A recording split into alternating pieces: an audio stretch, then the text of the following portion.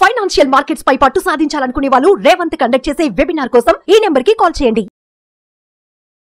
నమస్తే, welcome to Suman TV. నేను విష్ణు. ప్రస్తుతంతో పాటు certified financial planner Ram Prasad గారు ఉన్నారు. వారితో మాట్లాడదాం.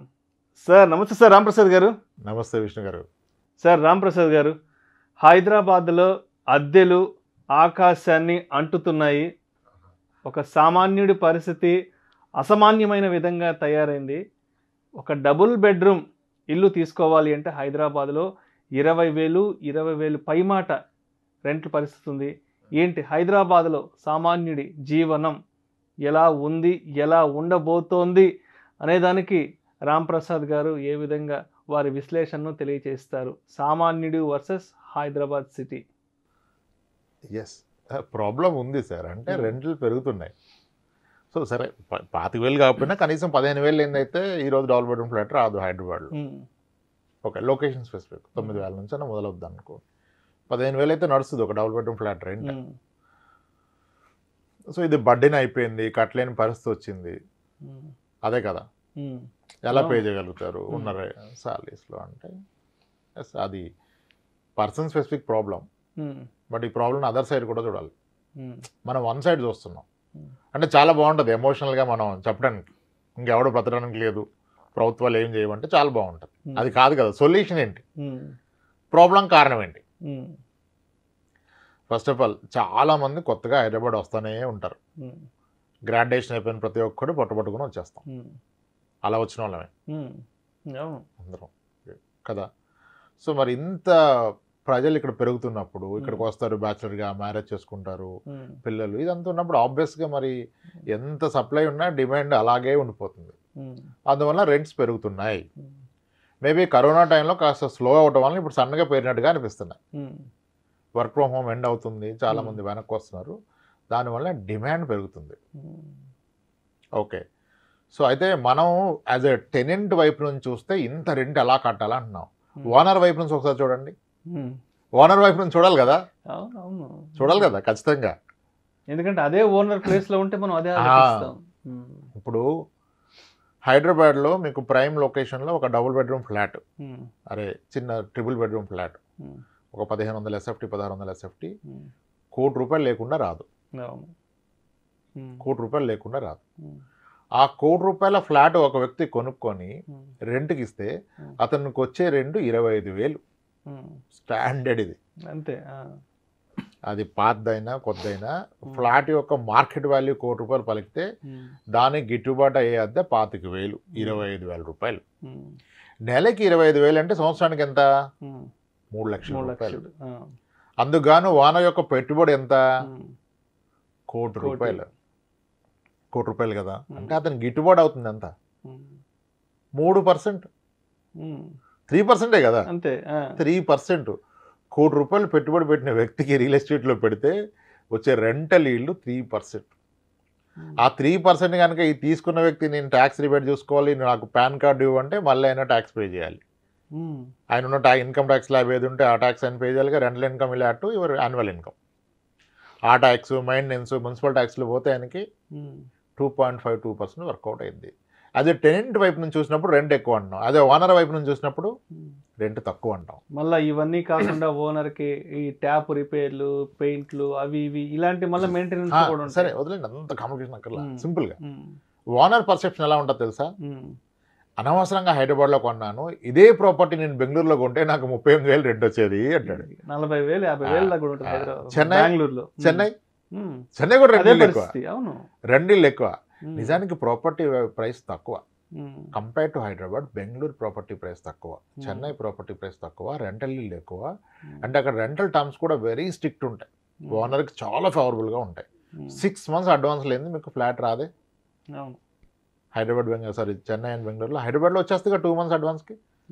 ఇంకంతే కదా, ఇప్పటికీ చేంజ్ అవ్వాలి. I don't see. ఇక్కడ 40,000-50,000 పే చేస్తే మనకి ఇల్లు దొరుకుతుంది, అంటే 2 నెలల అడ్వాన్స్. అదే బెంగళూరు, చెన్నైలో కనీసం 4-5 లక్షలు పే చేయాలి అడ్వాన్స్. సో అంటే ప్రాబ్లం లేదంటలేదు, understand it. On the other side కూడా చూడండి మీరు. Hyderabad rental is very less compared to the surrounding states, మన నైబర్ స్టేట్స్. కానీ ప్రాపర్టీ వాల్యూస్ బాగా ఎక్కువ పెరిగిపోయాయి హైదరాబాద్లో. ఎందుకంటే ఇక్కడ developments are happening very fast అవును కదా. ఎన్ని హై రేజ్డ్ ఫ్లాట్స్, ఎన్ని వెంచర్స్ నడుస్తున్నాయి, ఎంత బుకింగ్స్ అవుతుంది. హై రేజ్డ్ ఫ్లాట్లో వచ్చే ప్రైమరీ ఛాలెంజ్ ఏంటంటే హై రేజ్డ్కి కన్స్ట్రక్షన్ కాస్ట్ ఎక్కువ పెరిగిపోద్ది. స్ట్రెంత్ ఆఫ్ మెటీరియల్ అంతా మారిపోద్దిగా. మీరు 4 సెల్లార్లు తీసి అక్కడ నుంచి స్ట్రెంత్ బిల్డ్ చేసుకుంటూ పోతే ఫర్ ఎస్ఎఫ్టీ కన్స్ట్రక్షన్ కాస్టే వెళ్ళిపోద్ది. ప్రాక్టికల్గా బిల్డర్కే 5,000 దాటిపోద్ది. కాబట్టి వాళ్ళు 8,000కి 10,000కి అమ్ముతున్నారు. ల్యాండ్ కాస్ట్ కూడా యాడ్ చేయాలి కదా కదా. సో ఇక్కడ primary problem has come, the property price is going up. దాన్ని accordingly rental yield still compared to other states ఇది లెస్. కానీ ఎస్, మిడిల్ క్లాస్కి లోయర్ ఇన్కమ్ వాళ్ళకి ఇబ్బంది కావచ్చు. ఇప్పుడు మనం దీనికి సొల్యూషన్ ఏంటని చూద్దాం. ఇప్పుడు ప్రాబ్లమ్ని సెంటిమెంట్ పెద్దగా చేస్తే బాగానే ఉంటుంది, కానీ అది కాదు కదా. That is of no use. పెరిగిపోతుందని బాధపడితే ఉపయోగం ఉందా? లేదు కదా. దీనికి అసలు సొల్యూషన్ ఏంటి? ఒక middle class man, lower income or average income or middle income person, how to tackle this rental పెరుగుతున్న క్రమంలో ఎలా చేయాలి? నేను పిల్లలు ఎడ్యుకేషన్కే పెడతానా, ఆ స్కూల్ ఫీజులు కట్టాలా, లేకపోతే రెంట్ కట్టాలా, ఎలా అంటే ఎలా అయినా నీ బ్రతుకు నువ్వు అంతే కదా. ఇప్పుడు అవన్నీ బ్లేమ్ చేసి ఇస్తాను మార్చలేం. ఇదే సిస్టమ్ రన్నింగ్. ఓకే, ₹1,00,00,000 ఆస్తుంది. ఎంత వస్తుంది కౌలు? ఏమొద్దండి, ఎవరు చేయరుగా. సంవత్సరం కూడా 1,00,000 ఇస్తారు. ఓకే, నీకు ₹1,00,00,000 ఆస్తికి నీకు వచ్చే కౌలు ₹1,00,000. ఇక్కడ నువ్వు వచ్చి ₹1,00,00,000 విలువ చేసే ఇంట్లో రెంట్కు ఉండి 3,00,000 కడతావు. ఇక్కడేమో 3%, అక్కడే 1%. అదేంటి సార్ అట్లా అంటారేంటి? అది తాతగారి నుంచి వచ్చింది కాబట్టి మేము తీయలేమంటాడు. తాతగారి నుంచి వచ్చింది కాబట్టి తీయలేము. మరి ఎవరు తీస్తాడు? మీ నాన్న తీయడు, నువ్వు తీయవు, నీ కొడుకు తీయడు, ఎవరు తీస్తారు? అంటే దాంతో ఒక ఎమోషనల్ అటాచ్మెంట్. అదే problem comes when you have emotion. ఇదంతా ఎమోషన్ వల్ల జరుగుతుంది. ఎమోషన్ ఎక్కడ ఉండాలి సార్? భార్య పిల్లల మీద ఉండాలి, కానీ ఆస్తుల మీద, పొలాల మీద, స్థలాల మీద ఏంటి సార్ ఎమోషను? ఎక్కడ ఉండాలి ఎమోషన్? అక్కడ ఉండాలి. ఇప్పుడు నువ్వు ఇంత స్ట్రగుల్ అవుతూ ఇక్కడ స్లాగ్ అవుతూ చెప్తున్నావు, రెంట్ కట్టలేకపోతున్నా, ఇబ్బంది పడుతున్నా, పిల్లల ఫీజు కట్టలేక అని. కానీ నేను అనేది ఏంటంటే అది నీ ఆస్తేనా? నీ ఆస్తే కదా. నీ ఆస్తి అనేది నీకు ఉపయోగపడితేనే ఆస్తి సార్. ఎవరికో ఉపయోగపడేది ఆస్తి కాదండి ప్రాక్టికల్గా. సో నేనేమంటా అంటే అందరికి అవదు. ఎవరికైతే స్థలాలు పొలాలు ఉన్నాయో అవి అమ్మేసి ఇల్లు కొనుక్కోండి. ఒప్పుకోరంటే ఒప్పుకోడు. మరి అందరు చచ్చిపోయిందాక ఒప్పుకోడు. ఎవడమ్ముతాడు? అందరు పోతారుగా. మరి ఎవడు అమ్మకుండా అందరు పోతే ఎవడు కొరకు నువ్వు చెప్పుకోవడానికి ఆస్తులు అనుభవించడానిక? సింపుల్ కదా. ఇప్పుడు ఎప్పుడూ వాడంది తినడానికి అంటే నేను అదే అంటాను. ఇప్పుడు స్థలాలు పొలాలు ఉంచుకోవాలని ఉంచుకోండి, హ్యాపీ, పెరుగుతాయి. కానీ వాటి నుంచి ఆదాయం లేనప్పుడు అది ఉంచుకొని నువ్వు ఇక్కడ అప్పులు పాలైపోయి అద్దెలు కట్టుకోవడం ఏంటి? మా పిల్లలకి అంటాడు. ఎక్కడ పిల్లల భవిష్యత్తు కూడా ఉండదు. నువ్వు బడే సగులకి భవిష్యత్తు ఎక్కడది వాడికి? నీ దగ్గర డబ్బు మిగిలితే కదా క్వాలిటీ ఎడ్యుకేషనో, ఫుడ్డో, బట్టో ఏదో ఇస్తావు. ఏది లేకుండా సగడం ఎందుకు? నేను ఏమంటానంటే మీకు ఇన్కమ్ జనరేట్ చేయని అసెట్స్ని ఇన్కమ్ జనరేటింగ్ అసెట్స్ కింద కన్వర్ట్ చేసుకోండి. ఇప్పుడు మీరు చెడగొట్టింది ఏమీ లేదు. ఆ పొలమో స్థలమో ఉంచితే ఎంత పెరుగుతుందో, మీరు ఒక ఇల్లు, అపార్ట్మెంట్, ఫ్లాటో కొనుక్కుంటే ఇది కూడా అంతే పెరుగుతుంది. అండ్ మీరు రెంట్ సేవ్ చేస్తున్నారు కదా. ఏ ఆస్తి లేనోడికి, ఆధారం లేని వాళ్ళకి ఆప్షన్ లేదండి, రెంట్ కట్టుకుంటూ ఉండాలి. కానీ నాకు ఆస్తులు ఉన్నాయి, వాటి నుంచి ఆదాయం లేదు, మళ్ళీ ఇక్కడ నేను అద్దెకు తీసుకుంటా అంటే తప్పు. ఇక్కడ మీరు చెడగొడుతుంది ఏమీ లేదు. దాన్ని నమ్మి ఇక్కడ ఇల్లు కొనుక్కుంటే ఆస్తి ఆస్తిగానే ఉందా? మీరు దాన్ని అనుభవిస్తున్నారా? మీకు బర్డెన్ తగ్గిందా? ఎంత బాగుంటుంది లైఫ్. ఆరోగ్యంగా ఉంటాడు సొంత ఇంట్లో ఉన్నాడు. అందుకనే అయితే స్థలాలు అమ్మం కాదు, అమ్మలేరు. అమ్మలేక వాటిని అంటగడతారు. ఎవరికి?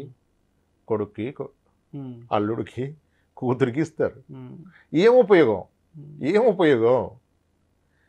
ఎవరో అనుభవించడానికి వద్దు, ఏదైనా మీరు అనుభవించడానికి పెట్టుకోండి. నేను వ్యవసాయం చేస్తే పొలం సార్, ఎవరో వ్యవసాయం పొలం ఎందుకని? అంతే కదా. ఇప్పుడు నేను ఇల్లు కొంటే నేను ఉండాలి. ఇల్లు కొని రెంట్ కొట్టడం కూడా గొప్ప విషయం చెప్పట్లే నేను. కానీ రెంట్ కట్టడం కన్నా సొంత ఇల్లు పెంచుకోవడం ఉత్తమం. ఆ సొంత ఇంటి కొరకు అందరికి అవదు, అయ్యే అవకాశం ఉన్న వాళ్ళు కూడా చేయట్లేదు. అది బాధ. ఇప్పుడు ఫైనాన్షియల్ ప్లానింగ్ వస్తే అందరూ ఏమంటారు తెలుసా? సార్ 2 జీతాలు ఉన్నాయి సార్, మా ఖర్చులంతా లేవు, ఈ జీతాలు ఎక్కడ పెట్టాలంటారు. ఎక్కడ పెట్టాల్సిన అక్కడ ఆ జీతాలు ఉంటే ఎవడు గ్యారంటీ ఇస్తున్నాడు మీకు? ఇప్పుడు రాబోయేది ఎక్కడ పెట్టాలి కాదు, ఉన్నది సక్రమంగా పెట్టామనేది ప్రశ్న. ఉన్నది సక్రమంగా సార్ ఉన్నదంటే మనం ముట్టుకోం కదా సార్, మన పేరెంట్స్ది అంటాడు. కాదు, మరి ఎవడు ముట్టుకుంటాడు? ఇప్పుడు మనకి ఒక సేయింగ్ ఉంటుంది, ద బర్డ్ ఇన్ హ్యాండ్. చేతిలో ఉన్న పక్షి చాలా విలువైంది, చెట్టు మీద ఉన్న 10 పక్షుల కన్నా. అది దొరుకుతుందని గ్యారంటీ లేదు కదా, దాన్ని చూసి వదలొద్దు. అలానే నీకు రాబోయే ఇన్కమ్ కన్నా నీకున్న ఆస్తులు చాలా విలువైనవి, వీటిని సరైన మార్గంలో పెట్టాలి. నేను నా పొలాలు ఎవరికో కౌలు ఇచ్చి 50,000 రెంట్ తీసుకు, అది కౌలు తీసుకుంటా, ₹1,00,000 కౌలు తీసుకుంటా, అది కట్టేస్తా, ఇక్కడంటే తప్పు కదా. తీసుకోండి, అది వన్ థింగ్. ఇంకోటి, ఒక హౌస్ అంటూ మీకు ఉంటే, అఫోర్డబిలిటీ ఉండి మీరు కొనుక్కోగలిగితే, చాలామంది ఈఎంఐ ఎక్కువ అంటారు. అసలు నన్ను అడిగితే అద్భుతమైన విషయం ఏంటంటే లోన్లో ఇల్లు కొనడం కానీ అద్భుతం కూడా లేదు. లోన్లో ఇల్లు కొనడం అదొక బ్రహ్మాస్త్రం, దాన్ని వాడుకోవాలా.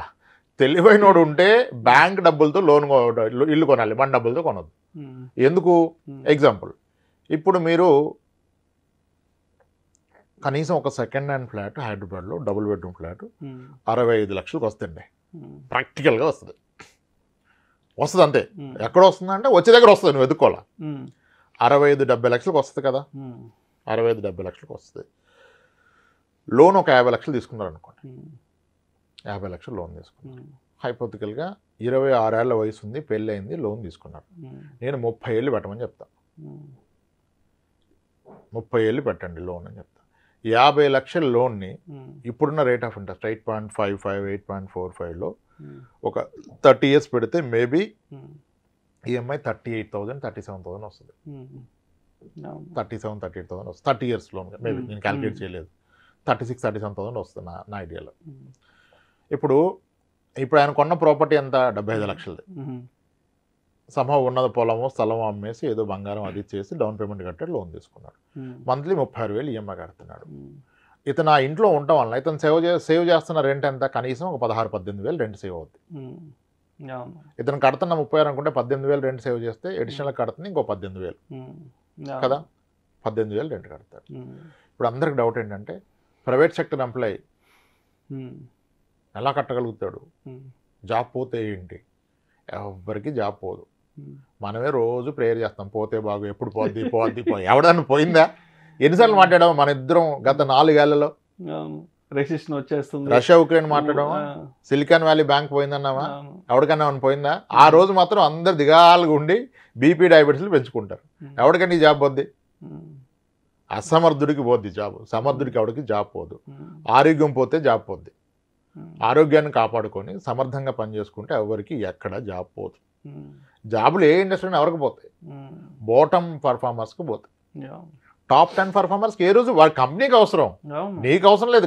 కంపెనీకి నువ్వు అవసరం. మనం వెళ్ళిపోతామన్నా కంపెనీ పట్టుకుంటుంది. ఇప్పుడు మన పాయింట్కి వస్తే 38,000 36,000 ఈఎంఐ కట్టే వ్యక్తి 18,000 రెంటే సేవ్ అయితే అడిషనల్ కడుతుంది 18,000. కానీ అందరూ అర్థం చేసుకోవాల్సిన విషయం ఏంటంటే మీరు if look at the last 25 years of track record of the home loan interest తగ్గుతాయి సార్, పెరగవు.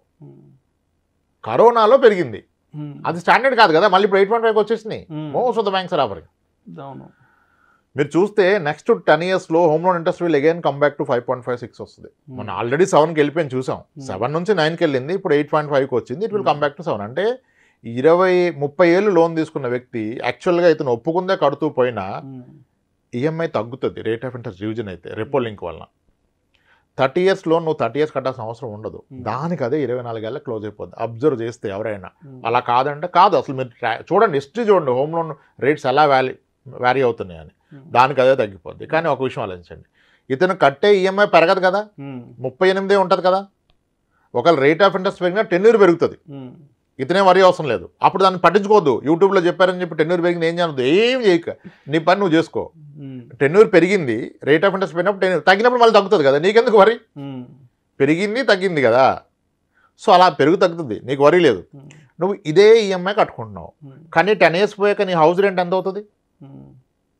ఒకవేళ నువ్వు కనుక నీ సొంత ఇంట్లో లేకపోతే నీ రెంట్ కూడా 10 yearsకి డబ్బులు అవుతుంది. అబ్జర్వ్ చేస్తే 10 years అయితే నీ రెంట్ 36,000, నువ్వు కడతా నీ ఈఎంఐ కూడా 36,000 కదా. దెన్ ఇంకెక్కడుంది? అంటే 30 ఏళ్ళు హోమ్ లోన్ తీసుకొని 10 ఏళ్ళు ఈఎంఐ కట్టగలిగితే తర్వాత నీకు దాని రెంటే కట్టుకుంటుంది. నువ్వు ఉంటే రెంట్ సేవ్, లేకపోతే రెంటే ఈఎంఐ కట్టుకుంటుంది. ఎంత అద్భుతమైన విషయం. ఇక్కడ అందరికీ సైకలాజికల్గా 30 years అంటే ఎంత కట్టేస్తున్నాం సార్, 1,30,00,000 ఎవడ తిన్నట్టు అంటే అసలు నువ్వు కడుతుంది అక్కడ తినడానికి. అసలు 50 లక్షల్లోనే ఉన్న 36,000 38,000 వడ్డీకి ఇస్తాడా సార్? ఆడు వడ్డీ అసలు ప్లస్ వడ్డీకి వెళ్ళి 38,000కి ఇస్తే పోయిపోయి వాడిని ప్రశ్నిస్తారేంటి? Simple loan. అది అర్థం కావట్లేదు అందరు. ఎమోషన్ లెక్కలు వేరండి, ఫైనాన్స్ లెక్కలు వేరు. సో నేను ఏమన్నాను, అవకాశం ఉన్న వ్యక్తులు డౌన్ పేమెంట్ మేనేజ్ చేయగలిగితే, లేదా అసలు లోన్ కూడా లేకుండా కొంటే కూడా ఉత్తమే. పనికిరాని ఆస్తులని పనికొచ్చే ఆస్తుల కింద మారిస్తే ఉత్తమం. లేదు ఉన్న వాటిని, ఇప్పుడు చాలామంది ఇల్లు కొనరు కానీ స్థలం కొనేస్తాడు. యాక్చువల్గా ఆ కొనే డబ్బులే ఉంటే దీనికి డౌన్ పేమెంట్ పెట్టేసుకుంటే రిమైనింగ్ ఈఎంఐ రెంట్ సేవింగ్ వల్ల అటు ఇటుగా మారేది. స్థలం బాగా పెరుగుతుంది అంటాడు. పెరుగుతుంది స్థలం. ఎంత పెరుగుతుంది? 6 ఏళ్ళకి రెట్టింపు అవుతుంది. 12%. ఇల్లు కూడా 12 కన్నా ఎక్కువ వస్తుంది యాక్చువల్గా. ఒక అపార్ట్మెంట్ ఫ్లాట్ కొన్నా, ఇండిపెండెంట్ హౌస్ కొన్నా 10 ఇయర్స్కి డబుల్ అయిపోద్ది. దానికి వచ్చే రెంట్ కూడా కలిపి ఇది కూడా 12 వస్తుంది. సో ఫస్ట్ ఉండడానికి ఒక ఇల్లు కొనుక్కోండి. ఒక ఇల్లు కొంటే ఆరోగ్యం బాగుంటుంది. రేపు మీ పిల్లల భవిష్యత్తుకి ఏ ఎడ్యుకేషన్ లోన్ కావాలన్నా మీరు దీన్ని కొలటరల్గా పెట్టచ్చు. ఎడ్యుకేషన్ లోన్ కొలటరల్ అవుతుంది security. You can use your house as collateral. లేదు రేపు మీకు చిరాకు వచ్చేసింది, వ్యాపారం స్టార్ట్ చేశారు, బిజినెస్లోకి వెళ్ళి, బిజినెస్ కూడా కొలటరల్ కావాలి బిజినెస్ లోన్స్కి. అసలు అన్సెక్యూర్ లోన్ కూడా ఓన్ హౌస్ ఉందంటాడు. ఓన్ హౌస్ ఉంటే వెయిటేజ్ ఎక్కువ మీకు. బిజినెస్ లోన్ అన్సెక్యూర్ లోన్స్ ఇస్తారు పర్సనల్ లోన్ లాగా, దానికి కూడా ఓన్ హౌస్ ఉంటే వెయిటేజ్ ఎక్కువ. సో ఇంకా హౌస్ గురించి లెక్కలొద్దు, ఒక ఓన్ హౌస్ పెట్టుకోవడం ఉత్తమం. అలా ఏం కాదు, ఏదో సేయింగ్ ఉంటుంది కదా, తెలివైన వాళ్ళంతా రెంట్ కొంటారు, తెలివి తక్కువ ఇల్లు కొంటారు అంటే మేబీ కరెక్ట్ కావచ్చు. కానీ ఈ తెలివైనడు తెలివి తక్కువ ప్రాబ్లం ఏంటంటే, నేను ప్రాక్టికల్గా చూసి హస్బెండ్ ఇల్లు కొనలేదని సూసైడ్ చేసుకున్న వాళ్ళు కూడా ఉన్నారు. 1 or 2 కేసెస్ కాదు, మల్టిపుల్ కేసెస్ ఉంటాయి. ఏమో ఇక్కడ మళ్ళీ ఈ విషయంలో నువ్వు ఇల్లు కొనకూడదంటే your entire family should be with you.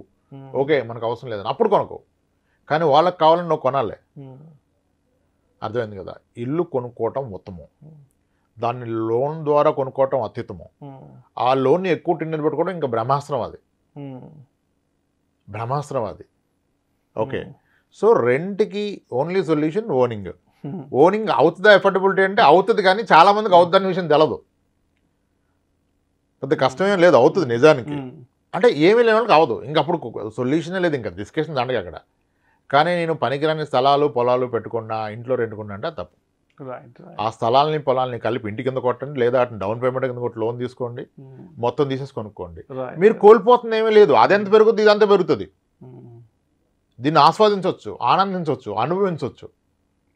అక్కడ ఎవడో అనుభవించడానికి మీరు కొట్టబెట్టి నాకు అర్థం అవ్వదు కదా. మీ పేరెంట్స్కి అర్థం కాకపోతే మీరు ఎడ్యుకేట్ చేయండి. లేదురా అట్లా కుదరదురా, తాతగారు ఇచ్చిందంటే చెప్పండి. నా పిల్లల భవిష్యత్తు ఇంపార్టెంటా, తాతగారు ఇచ్చారనే సెంటిమెంట్ ఇంపార్టెంట్ అడగండి.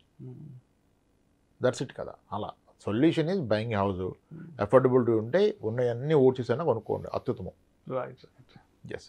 సో మొత్తానికి వాల్యూ ఉండి కూడా ఊర్లో ఏవైతే ప్రాపర్టీస్ ఉన్నాయో, అంటే అలాంటి ఆస్తుల మీద పెద్దగా రిటర్న్స్ లేని సిచ్యువేషన్స్లో ఆ ఆస్తుల్ని అమ్ముకొని మరి సిటీస్లో హ్యాపీగా 2 BHKనో 3 BHKనో కొనుక్కోవడం బెటర్ అంటారు. అంటే దాంట్లో కూడా మళ్ళీ బ్యాంక్ లోన్ పెట్టి ఇల్లు తీసుకోవడం ఇంకా మంచిది అంటారు. అంతే, అది నిజం. అది చెప్పాలంటే మనం కన్విన్స్ చేయలేకపోవచ్చు, కానీ 10-15 నిమిషాల్లో అది అద్భుతం, బ్రహ్మాస్త్రం. 30 ఏళ్ల పాటు హోమ్ లోన్ తీసుకునే వెసులుబాటు ఉండి తీసుకోవడం అనేది బ్రహ్మాస్త్రం. Right. Thank you so much Ramprasad గారు. థ్యాంక్స్.